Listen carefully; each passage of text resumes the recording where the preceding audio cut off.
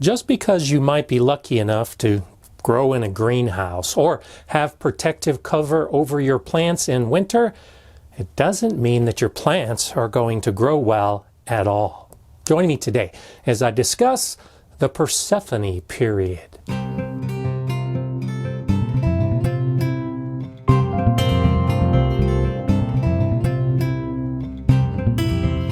Hi, I'm Gardener Scott, and the Persephone Period is that time of year when total daylight falls below 10 total hours.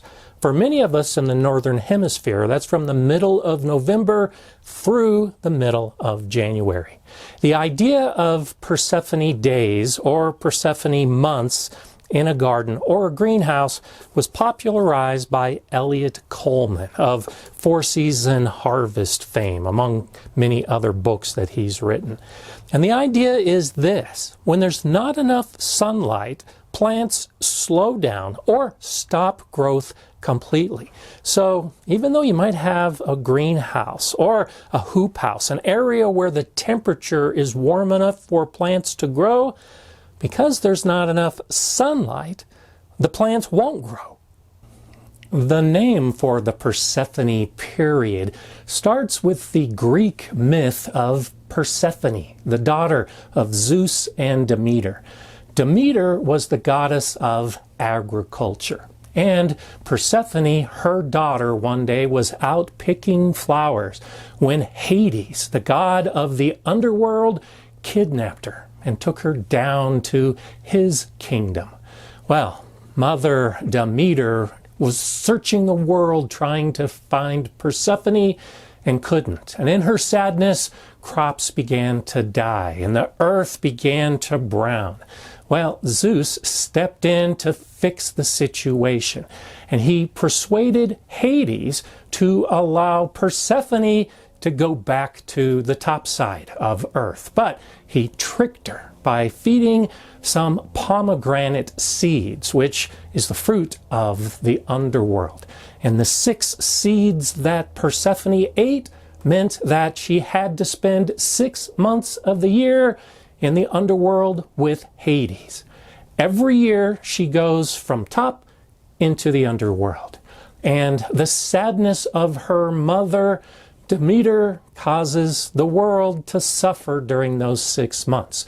So plants begin to die, the weather begins to get cold, and it isn't until spring, when Persephone returns, that life is back on the earth. Well, that myth now becomes the idea of the Persephone months, those deep, dark, cold months when Demeter has stopped all life on the planet and we have to wait until spring for growth to return. That's a nice backstory for why we call it the Persephone period, but what we really need to know as gardeners is that plants need light. We can give them warmth and water and nutrients, but without the light, they're not going to grow. They need that photosynthesis. And so if you're attempting to grow in winter, you're going to see a slowdown of growth. And one of your first questions might be, but they get 6 hours of sunlight. That's what everybody says. Our plants need 6 hours of sun.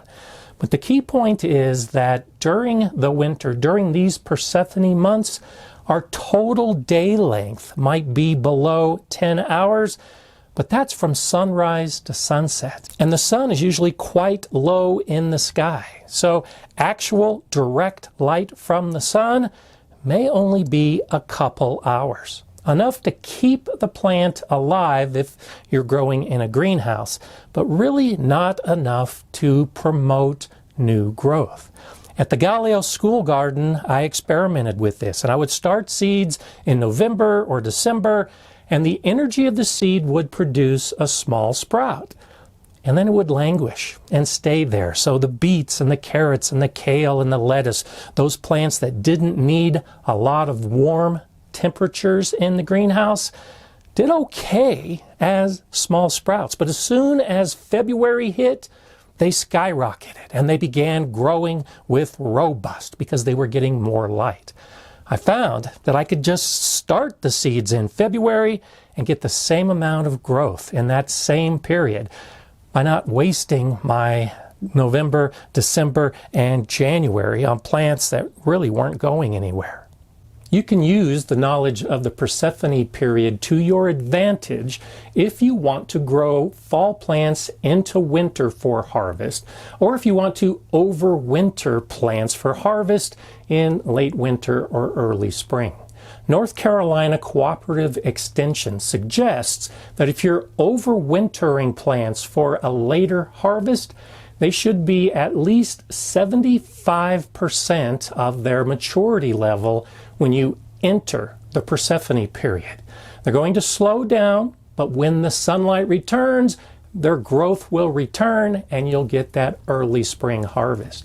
If you're growing plants in fall with the intent of harvesting in winter, well, they should have reached 100% of their maturity before the Persephone period. And then you're just keeping them in the ground or in your pots until you're ready to harvest. That means you need to do a little research. You need to pay attention to the seed packet as to the days to harvest or days to maturity. So as you're growing your plants, you have a pretty good idea of how long it's going to take. And then you look at the calendar and see if that date falls within the Persephone period. If it doesn't, you're good. If it does, then you need to realize that the plant's going to slow down and you might not get the harvest that you're anticipating. It also means that if you want to grow in a greenhouse in the winter, you can, but you may need to provide supplemental lighting during that critical period when the sun is less than 10 total hours during the day. And even though that's a nice guideline, it's not exact. Many plants need much more light than that. So don't think of the Persephone period. Those 10 hours on each side will give your plant great growth outside that. The plants will slow down as they enter the Persephone period, and they'll slowly begin growing again when they exit that period. Because I've grown in a greenhouse in my region before, and because I don't have supplemental lighting in this greenhouse, I'm not even going to attempt to grow plants during the winter. Instead, in the winter, I use the opportunity to get my greenhouse ready to go, to amend the soil in beds, and for this new greenhouse, to actually start building some platforms to grow plants, some ways to keep the greenhouse warm.